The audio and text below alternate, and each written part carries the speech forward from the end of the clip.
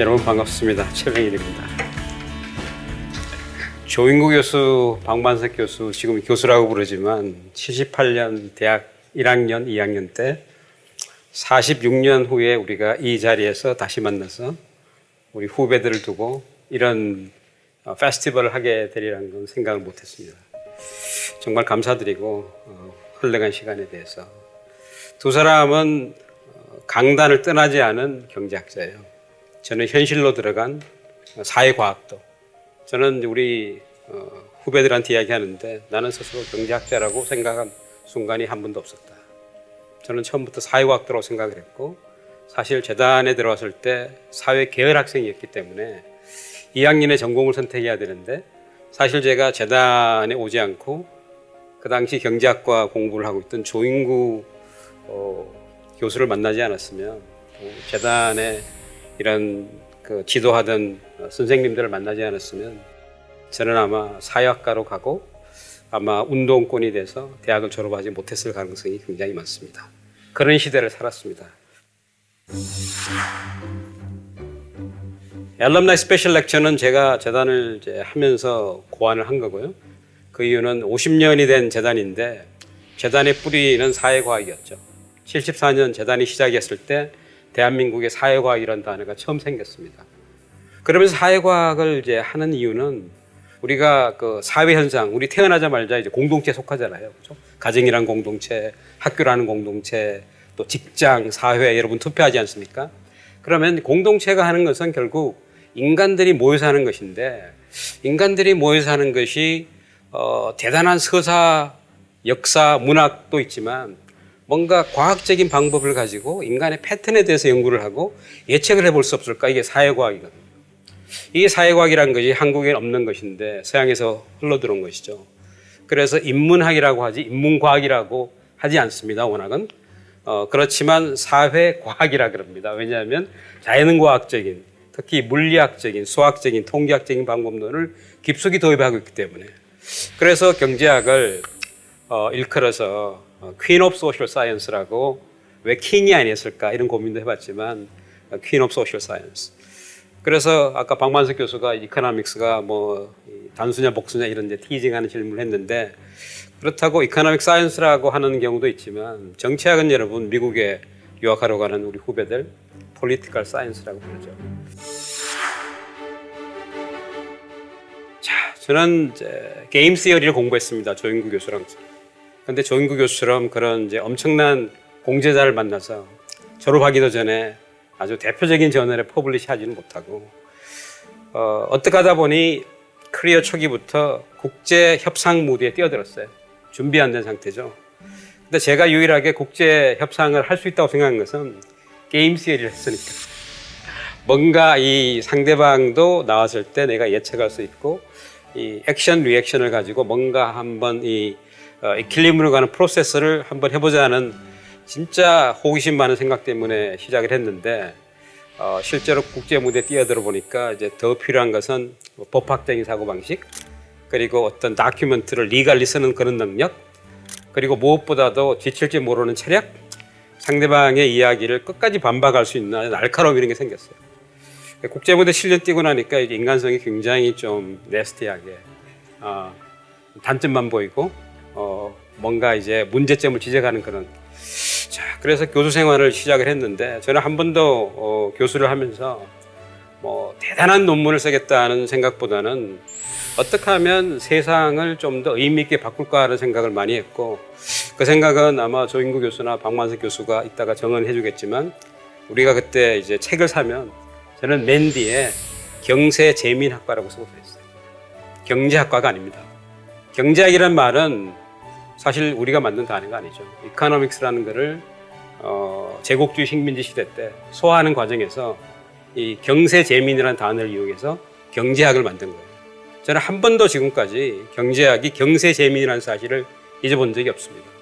그러니까 무슨 이야기냐 하면 우리가 사회과학적인 건 여러분 이론을 가지고 세상을 바꿀 수 없습니다. 이론을 가지고 세상을 바꾸는 사람은 막시스트 같은 사람들, 종속 이론하는 사람들. 그런데 세상을 가지고 이론을 다시 바꿔야죠. 인터랙션 하는 거라고 저는 생각을 했고 그래서 35년의 커리어를 걸으면서 뭐 메인스트림 이코노믹 시어리를 공부했지만 국제 무대 현장에서 결국은 국익이란 것이 모든 것을 다 뒤엎는구나라는 생각을 했고, 그럼 국익이란 것이 어떻게 나오는 것인가? 여러분 교과서를 배우면 경제학 어떻게 이야기하죠? representative consumer, 대표적인 소비자가 있다고 가정하자. representative produce 있다고 가정하자, 이렇게 얘기하잖아요. 그거는 이제 지적인 훈련을 위한 것이지 세상은 그렇지 않다는 것이죠. 생각을 해보세요. 여러분이 있는 조직도 거기에 굉장한 다양한 사람들이 다양한 기능을 갖고 있기 때문에 일단 인간의 심리는 자기 거를 프로모트하고 디펜드 하려고 하는 거죠. 그럼 그런 것들이 합의돼서 뭔가 블랙박스 과정을 통해서 뭔가 나오는 거잖아요. 근데 거기에 대한 연구는 없는 거잖아요. 그래서 그러고 보니까 왜 내가 대학 다닐 때 이런 조직에 대해서 조금 더 공부해 볼 생각은 안 했을까? 이런 생각이 뒤늦게 들더라고요. 왜냐하면 그 이후부터는 전부 그냥 learning by observation, learning by doing 뭐 이런 세월을 보낸 거죠. 자, 제가 이제 지금부터 이제 말씀드리고 싶은 것은 돌이켜보니 저의 이 intellectual career path에서 나를 define 하는 게 뭘까? 뭐 한 가지만 있는 건 아니고 몇 가지 있는 것 같지만 여러분과 같이 나눌 만한 이야기가 뭘까? 결국은 이거라고 생각을 합니다. 2006년 같으면 여러분들은 지구상에 왔다 아니면은 우주의 빛으로 존재했다? 어떻게 되죠? 우리 시연이? 왔다? 성민이? 월드컵 이후 막 태어났지만 하여튼 이럴 때 되게 깐난 아이였죠. 그죠? 2006년. 자, 2006년에 이제 대한민국은 거의 이제 내전을 겪었습니다. Civil War. 왜 내전을 겪었냐? 좌파라고 생각했던 대통령이 갑자기 임기 후반에 자본주의의 챔피언인 미국하고 프리 트레이드 어그리먼트 하겠다는 어나운스먼트를 한 거예요. 지지자들이 혼비백산했습니다. 이게 뭐지? 그래서 길거리에 나와서 한미 FTA를 하면은 51번째 주가 된다, 식민지가 된다, 한국농업은 이제 장성국을 올려야 된다, 대량 실업이 온다, 투기자본의 놀이터가 된다, 공공요금이 100배로 오른다, 막 이런 식의 정말 이제 엄청난 뭐라고 할까요? 저는 이거를 유언비어라고는 하지 않겠습니다. 그런 이제 이야기들이 돌아다니는데 뭐 그럴 수 있어요. 왜냐하면 한국 정치의 그 굉장히 다이내믹스를 여러분이 이제 생각을 해보면 충분히 그럴 수 있죠. 중요한 것은 여기에 대해서 국정을 지키는 사람들, 그리고 그 사회의 이른바 엘리트라고 생각하는 이 이른바 지식인들이 어떻게 이제 나오느냐가 중요한데, 제가 거기서 충격적으로 경험한 것은 제가 거명은 안 하겠습니다만 저희 이제 재단의 지도 교수님들이었던 은사님들을 포함해서 학계 대단한 분들이 그 반대를 이론적으로 백업을 하고 있는 거예요. 야, 미국하고 FTA 하는 것은 이거는 거의 자살골이다. 모든 자유무역이라는 게 이득 있는 것 같지만 사실 아니고, 우리처럼 아직 선진국이 못된 나라가 우리보다 사이즈가 한 열 몇 배 큰 미국하고 하면 이거는 그냥 아무런 국익도 없다. 그리고 심지어 이런 얘기도 있었어요. FTA를 하면 경쟁력이 키워진다고 프로모터를 선전을 하는데 우리 경쟁력이 없는데 어떻게 경쟁이 강한 나라고, 이런 식의 어떻게 보면 진짜 굉장히 1차원적이고 뭔가 이 협상을 안 해보고 이 국정 운영을 안 해본 이런 이야기들이 나오길래 제가 그때 생각을 했어요. 나는 지금까지 경제학을 배웠고 국제 무대에 8년 동안 협상을 해봤고 많은 실제 케이스를 가지고 검증을 해봤는데 이건 아닌 것 같은데 한번 해봐야 되지 않을까? 그래서 제가 할 수 있는 것은 이 교수로서 제 이름 석자를 걸고 공론화의 장을 한번 펼쳐보자. 공론화의 장이라는 것은 나는 이렇게 생각하는데 당신은 어떻게 생각하느냐. 같은 장에서 이야기를 하고 생각을 교환하고 합의점을 찾아가는, 그리고 합의가 없는 대로, 그렇지만 그거는 논리와 팩트에 의해서. 그래서 제가 FTA 교수 연구회라는 것을 조직을 했습니다. 근데 여러분, 연구회라는 걸 만들어도 거기에 모이는 사람들이 일단 안 오면 구성이 안 되죠. 그리고 사람들이 오더라도 의미 있는 토론이 돼야죠. 자, 그런데 놀랍게도 2006년 대한민국의 지식인들은 살아 있었어요. 제가 그때 이제 40대 초반인데 FTA 교수 연결을 하겠다고 하니까 많은 선배들, 많은 동료 후배들이 와서 최 교수 우리 같이 한번 해봅시다. 그래서 우리가 한 달에 한 번씩 조찬을 하면서 FTA에 관한 다양한 이슈들을 실사구시 차원에서 저희가 연구를 했고 검증을 하고 했습니다. 근데 여러분 아시다시피 2006년은 어떤 세상이다? 여러분이 지금 손에 끼고 지금 애지중지하는 스마트폰이 나오기 이전 세상이에요. 그러니까 이 지식이 팩트가 사실이 공유가 되지 않아. 아마 대한민국의 사회과학자 가운데 저처럼 TV에 토론을 많이 나간 사람이 없을 거예요. 9시 뉴스에 8시 뉴스에 많이 나온 사람이 없습니다. 여러분 모르죠. 왜냐? 안 봤으니까.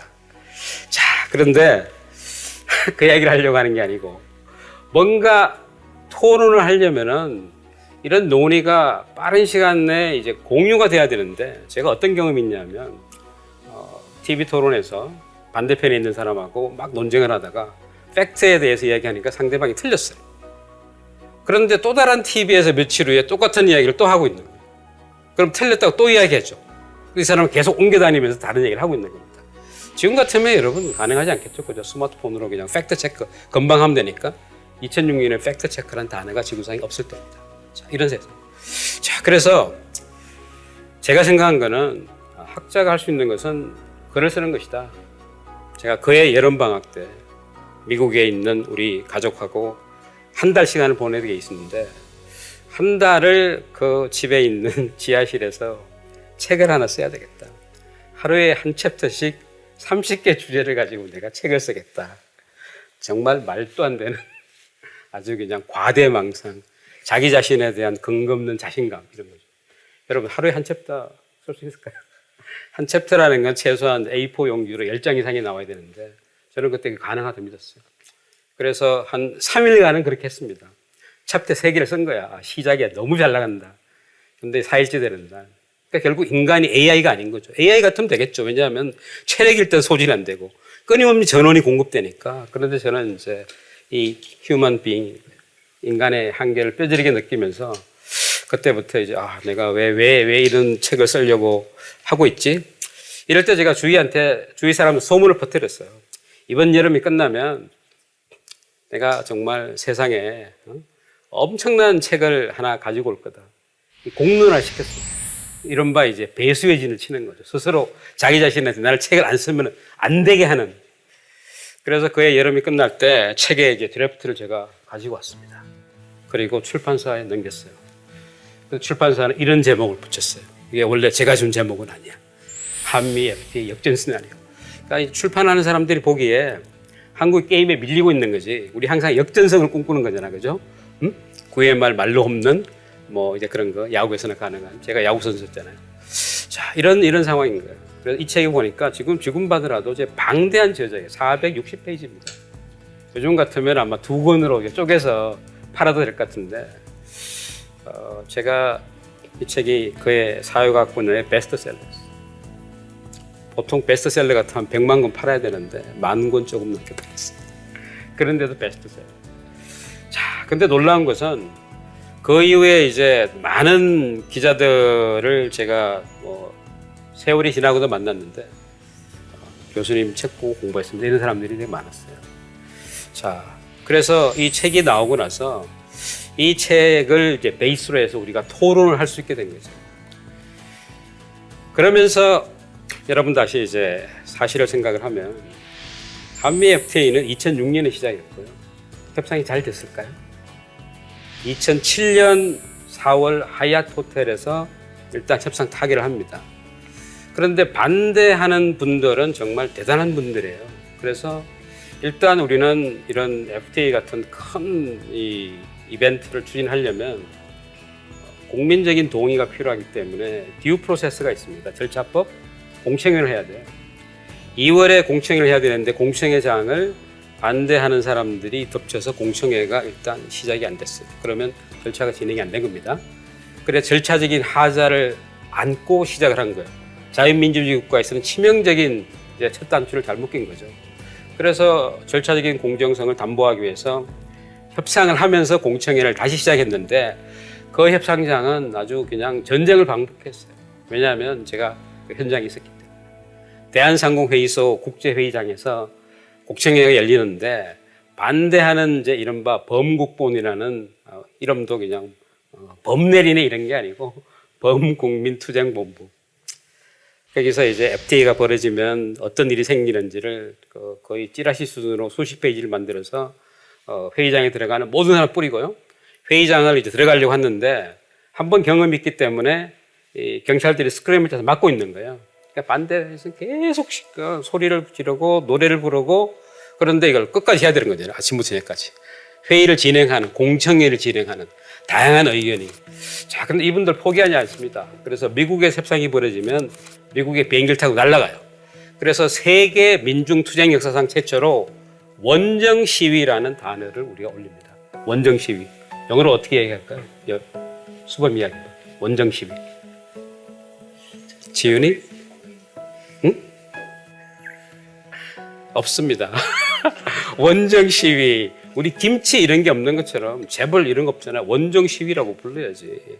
그리고 이제 시애틀에 또 원정 시위를 해요. 몬태나에서 합니다. 몬태나 스키장에 또 가서 원정 시위를 해요.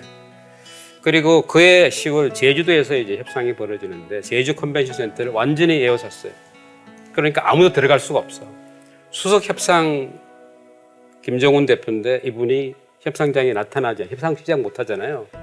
그래서 헬기로 수석 협상가가 공수되는 그런 진풍이 벌어졌어. 이거 싫어합니다. 그 이분들은 진짜 시리어스하기 때문에 왜냐하면 반대에는 세 가지 유형이 있습니다. 여러분 제 책에 있는데 이념적인 반대가 있어요. 그러면 이분들은 종교의 문제야. 종교 앞에는 선과 악이 없잖아요. 그리고 좋고 나쁨이 없잖아. 우리 경제학자가 이야기하는 비용 편익 분석 절대로 안 들어갑니다. FTA 하면 절대로 하면 안 되는 거예요. 나라가 망하는 길이에요. 내가 망하는 길이에요. 이분들을 막을 수가 없어요. 그래서 여러분이 만약에 정책하는 사람이라면 이 이념하는 사람들하고는 설득의 대상이 아니에요. 돌파의 대상. 수로 이제 밀고. 누구를 포섭해야 되느냐?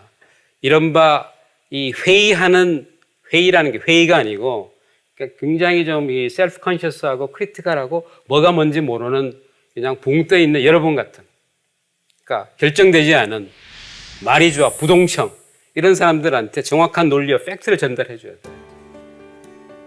그리고 생계형 반대가 있어요. 이분들은 먹고 사는 문제가 걸려 있어. 그럼 경제학자들 어떻게 얘기하죠? 거기에 언더 테이블 머니를 주면 됩니다. 그런데 그렇게 얘기합니다. 사이드 페이먼트. 그러니까 이제 돈으로 제가 녹화하고 있기 때문에 매수라는 단어 쓰면 안 되는데 하여튼 보조금을 주면 됩니다. 생계 지원금. 그래서 최소한 FTA라는 이벤트가 벌어지기 전보다 똑같은 수준의 생계 지원금을 주면은 사실은 나는 괜찮은 거잖아요. 그죠? 그런데 사실 그렇게 간단한 건 아니에요. 경제학과 강구하고 있는 것은 사실 대부분 개인의 합리성을 따지다 보니까 인간이 그룹을 만들어서 살고 있고 그룹이 만나면 어떤 다이나믹이 오는지에 대해서는 아직 경제학의 새로운 연구 분야이기도 합니다. 저는 그걸 현장에서 보고 있는 거예요. 근데 이제 이론은 없는 거지. 이제 계속 보면서 야, 이거 언젠가는 내가 좀 이제 뭘 해봐야 되겠다 그런 건데 이 한미 FTA가 1년에 걸친 협상 끝에 타결은 되는데 자, 지금부터는 이제 정치의 시간입니다. 미국의 국내 정치가 FTA를 수용을 해야 돼요. 한국의 국내 정치가 FTA를 수용해야 됩니다. 어떻게 됐습니까? 자, 우리가 이제 잘된 협상이라면 주고받는 협상이잖아요. 그죠? 근데 여러분 이런 이야기 수업 시간에 들어봅니까? 이런 걸 안 가르치기 때문에 항상 현실하고 이론은 괴리가 있는 겁니다. 그런데 현장에 가면 금방 여러분 이런 걸 생각하게 되죠. 자, 우리는 뭘 주었을까? 우리는 뭘 받았을까? 이런 걸 FTA 교수연구에 평가를 했어요. 평가장에 많은 기자들이 모여들었습니다. 그러면서 묻는 거예요. 왜냐하면 그들은 우리가 주는 학점에 관심이 있지 왜 이 기준 학점을 주는지 관심 없잖아요. 우리 FTA 교수연구회가 내린 평가는 A-였다 이런 거예요. A 뿔이 아니고 B 뿔이 아니고 A-다. 그럼 왜 A 뿔이 안 될까? 막 기자들이 묻는 거잖아요. 자, 그래서 그게 이제 그해 그 도화신문에 일면 헤드라인이 났어요. 자, 그런데 이제 이 양쪽에서부터 다 우리는 이제 불만인 거죠. 정부는 왜 A 뿔인데 왜 A-지? 그리고 또 이 제야단체는 야 학자의 양심을 팔아라 뭐 이런 식으로 이제 벌어지는 거죠. 자, 그런데 지금 생각해 보니까 협상이 더 쉬웠던 것 같아요. 왜냐하면 이게 비준이 되는 게 그러니까 양쪽의 정치 프로세스가 국민적인 동의, 말하자면 그들이 뽑은 국회의원들, 의원들이 야 이거 우리 하자고 하는 것이 이제 비준인데. 미국의 비준이 간단치 않았고요. 왜냐하면 미국산 자동차가 한국에 수출이 제대로 안 되고 있다는 이유로 계속 반대를 했고 지금 그때 비해서 한국의 수입 자동차가 거의 한 20배, 30배 높은 것 같은데 유독 미국 자동차는 안 팔리고 있습니다. 그게 문제 본질이야. 왜냐하면 팔리는 차를 못 만드니까. 근데 이걸 협상에 아무리 이야기도 소용이 없어. 그러니까 우리는 관용 자동차는 미국으로 산다. 이런 식의 이제 주고받는 카드를 만든다. 그리고 더 중요한 거는 여러분 소고기 광우병 사태 아시죠? 2008년 대한민국 여름을 강타한 지금 여러분 미국 소고기 먹고 있잖아요. 아무런 문제가 없잖아요. 내숭숭 뭐 이렇게 난리 납니까? 아무런 생각 없이 다 먹고 있잖아, 그죠? 그런데는 그때는 이 이야기가 바이럴이 돼서 그런 줄 알고 그냥 여러분 또래해서 그냥 성인들 와서 다 그냥 반대를 한 거예요. 이런 세월을 거치면서 2007년 4월에 타결된 협상이 발효되는 데까지 몇 년이 걸렸을 것 같아요. 스마트폰 찾아보지 말고 몇 년 걸렸을 것 같아요. 이런 거는 우리 학교에서 안 배우네. 이놈 이야기. 2012년에 발효됩니다. 그러니까 5년의 세월이 걸렸어요.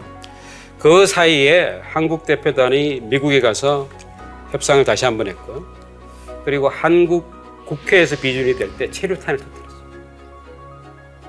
그 정도로 정치화가 됐습니다. 그리고 국회 비준 과정에서 또 이제 막 신랄한 공청회가 있으니까 공청회 와서 또 정인으로 이제 그 정언도 했고요. 근데 저는 정인으로 나갔지만 저한테 질문은 끝까지 안 하더라고요. 딱 질문 하나 하더라고요. 대부분 그냥 공무원 불러내서 아주 그냥 신랄한 정치 공세만. 하여튼 저는 현장에 있으면서 학자적인 양심을 걸고 FTA의 이 본질이 뭔지, 그래서 협상 과정이 뭔지, 이슈는 뭔지 그걸 기록을 했습니다. 그리고 FTA 교수연구회가 인연이 돼서 한국에서 이른바 통상을 하는 많은 사람들이 현실 문제에 더 관심을 가지고 단순히 교과서에서 배운 자유무역의 이론, 무역 자유화의 이론 이것이 아니고 이거는 이제 살아있는 생물이고 끊임없이 이볼브하는 거기 때문에. 그리고 여러분이 배우는 사회과학은 대부분 이제 유럽, 미국, 서구에서 만들어져서 우리가 수입한 거잖아요. 물론 유니버설한 티어리는 있죠. 그렇지만 역시 사회과학이라는 건 어떤 공간적인 지역적인 특성을 반영하지 않은 것은 사회과학이 아니죠. 끊임없이 우리의 걸 가지고 검증을 하고 우리 걸 만들어내야 되는데, 그래서 이제 제가 욕심이 생겨서 이른바 이 한국형 통상 정책이라는 게 무엇이냐 이런 주제를 연구하기 시작했어요. 자, 그래서 지금 이제 FTA 교수연구회가 모태가 돼서 거기서 우리가 이제 뭐 여러 명의 이 장 차관을 배출했고요. 현실 정치에 참여를 하면서 또 이론을 더 발전시키는 역할을 했습니다. 협상이 이제 교착 상태에 있을 때, 특히 2007년 협상이 끝나고 굉장히 FTA에 그 지지 의사를 보내던 부시 대통령이 퇴장하고 오바마라는 이제 미국 최초의 칼라, 그러니까 유색 피부를 가진 대통령이 등장했을 때 오바마의 이제 선거 베이스가 미국의 중서부고 이른바 여러분이 이야기하는 러스트벨트고 자동차 공업의 이 노조들이 그 표를 던져야 되는데, 오바마가 대선 토론을 하면서 코러스 FTA, 한미 FTA 이거는 unfair한 트레이드다, 트레이드 어그리먼트다. 그래서 한국에 있는 많은 이 분들이 이 한미 FTA 물 건너갔구나 얘기했어요. 그때 제가 또 이제 제 이름 석자를 걸고 뭘 하나 써야 되겠다. 끝난 게 아니다. 이건 우리가 어떻게 하느냐에 달려있다. 이게 이제 전략적인 사고입니다. 스트래테지 싱킹. 여러분 스트래티지라는 이야기 많이 들어봤죠. 우리 조은규 교수도 이제 스트래티지를 하는 분인데, 제가 생각한 스트래티지는 그냥 가만히 있으면은 도저히 이룰 수 없는 것을 어떻게 하든지 꾀를 내서 달성하는 방법이 스트래티지라고 저는 생각합니다. 자, 그러니까 이제 우리의 노력이, 그리고 어떤 이제 집단적인 노력이 뭐를 만들어내는 거죠. 그래서 제가 그해 가을에 파리 출장 갈 기회가 있었는데, 아주 일주일도 안 되는 기간인데 호텔 방에서 밤을 새워가면서 노트북으로 원고를 다 썼습니다. 진짜 이때는 거의 아주 그냥 거의 신이 내렸던 것 같아요. 여러분 파울로 코엘료의 그 소설을 보면 뭔가 큰 걸 하려고 하면 우주의 기운이 나한테 막 바로 그런 순간이었던 것 같아요. 그때로 도저히 못 들어갈 것 같은데 기로에선 한미 FTA가 없었습니다. 이거는 말하자면 전략을 가르쳐줍니다. 이건 대통령실, 청와대가 봐야 되는 필독서. 너무 잘 팔려가지고 지금 세상에 없습니다. 얼어프린트. 이 두 권을 써내고 나니까 사람들이 이제 저한테 닉네임을 붙여줬는데 FTA 전도사라 그러네요. 저는 FTA 전도사 아니거든요. 왜냐하면 일단 저는 이제 실사구시의 경제학자이기 때문에 프리 트레이드가 프리하지 않다고 믿는 사람이고 주고받는 협상이 있어야 된다고 생각합니다. 아무리 좋은 기회를 만들어놔도 이것을 기회를 내 걸로 만들지 못하면 소용이 없다는 걸 너무 많이 봤기 때문에 자 다시 들어가 봅시다. 자 한미 FTA 발효된 지 12년 됐어요. 대한민국 51번째 주가 됐습니까? 식민지입니까? 우리 공공요금 10배, 100배 맹장 수술 뭐 올라갔습니까? 전기료 막 올라갔습니까? 우리 공공 시스템 우체국 다 파괴됐습니까? 아니죠. 이런 일 하나도 없어. 오히려 우리가 트레이드를 잘했다는 게 미국이 잘했다는 것이 그거 주고받기에 스스로 단이라고 생각하는 트럼프가 코러스 FTA 재협상하자 그러잖아요. 재협상하자는 이야기는 우리가 그만큼 협상을 잘했기 때문에. 자 이런 상황에서 여러분 오늘 제가 한 이야기가 궁금하면 들어가서 2006년에 어떤 주장이 있었는지 한번 보고 여러분 스스로 판단해 보기 바랍니다. 그래서 제가 이 간단한 이야기를 끝내고 싶은 것은 제가 미국에 유학 갈 때 사실 공부가 끝나고 한국에 와서 국제 무대에 협상가가 되리라고는 한 번도 생각해 본 적이 없어요. 그냥 우연히 그런 기회가 주어졌고 거기에 8년간 하게 된 겁니다. 그리고 그때 또 국제대학원이라는 영어로 가르치는 커리큘럼이 생겨서 내가 좋아하는 이런 이 사회과학적인 어프로치를 할 수 있더라고 생각 못했죠. 결국 이제 저는 앞에 우리 두 동기들과는 달리 하고 싶은 대로 했어요.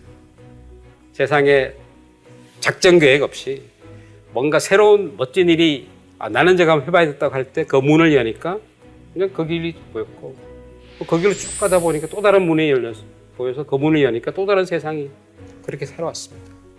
그래서 저는 지금 이제 이 메인스트림 이코노믹스에서는 많이 떨어져 있고요. 계보로 따지면 이제 한때 경제 학도였던 사람. 그렇지만 이제 사회과학도라고 생각하고 실사고시 경제 재미를 한다고 믿는 사람. 그런 생각으로 지금 살고 있고 우리 후배들한테 또 공부를 하려고 하는 인재가 되려고 하는 사람들한테 그런 생각을 계속 하고 있습니다. 아마 여러분 지금 생각하면 되게 막막할 거예요. 내 인생은 우리 회장님이 그런 이야기 하잖아요. 120세까지 사는데 뭐 할 거니? 물어보죠. 여러분 하고 싶은 거 하십시오. 그래야 행복합니다. 그래야 수십 년 이 자리에 섰을 때 저보다 더 감회가 새로운 그런 인생을 살길 바랍니다. 감사합니다.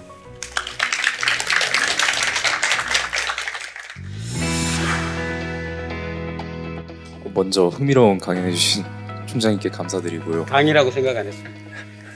대화, 다이얼로그. 좀 드리고 싶은 질문이 개인적으로는 많은데 조금 줄여서 해달라고 하셨으니까 가장 여쭈고 싶었던 거는 자신이 원하는 인생을 살라고 말씀해 주셨잖아요. 엔딩 리마크에서. 근데 그것을 실제로 실천할 수 있는 용기를 가진 사람은 많이 못 본 것 같아요. 그래서 총장님의 경우에 당신의 인생을 반추해 보셨을 때 그런 용기의 원천은 무엇이었는지를 좀 질문드리고 싶습니다. 이런 질문을 받게 되리라고 예상 못했습니다. 용기의 원천은 생각해 본 적이 없고 저는 그냥 어떤 일이 닥쳐설 때 완벽한 인간이 아닙니다. 그냥 되게 충동적인 삶을 사는 사람이기 때문에 재밌다고 생각하면 그냥 무조건 빠져들었습니다. 그래서 우리 조은규 교수는 정말 죽으라 공부만 한 사람, 박만석 교수 죽으라 공부만 한 사람. 저를 막 놀렸어요. 나 그래가지고 너 어디 뭐 할 수 있겠니? 막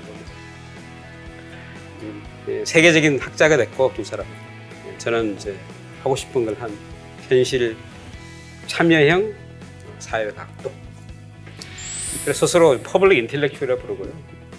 그리고 이제 그걸 대중적인 지식인이라고 하지 않고 공공 지식인이라고 부릅니다.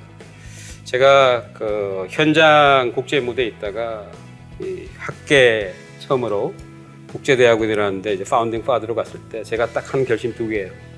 나는 대한민국에서 이 분야의 최고의 칼럼니스트가 되겠다. 그리고 그 전까지 저는 텔레콤 니고세이션을 했는데 다른 T를 하고 싶다. 트레이드를 하고 싶다. 그런데 트레이드 티어리가 아니고 트레이드 팔러시를 하고 싶다. 팔러시는 현장이잖아요. 그리고 이게 이제 많은 영향을 미치기 때문에 사실 경제학의 비용 편익 분석이라는 건 그거는 챕터 1이고 챕터 2에 들어가면 다양한 이해관계자들의 수준을 맞춰줘야 돼요. 그들의 고민을 들어야 되기 때문에 그런 거를 이제 하고 있죠. 그래서 제가 사실 슬라이드는 준비했는데 못 보여드렸는데 제가 아마 이쪽 그 사회과학도 가운데 가장 대중적인 책을 많이 쓴 그 이야기는 연구는 게을리한 그런 사람인데 그렇게 해서 소통하는 것 되게 좋아했고요. 그때는 소통의 방식이 유튜브 이런 게 나오기 전에 세상인데 하여튼 지금부터 유튜브를 해야 되나 이런 생각이 있습니다.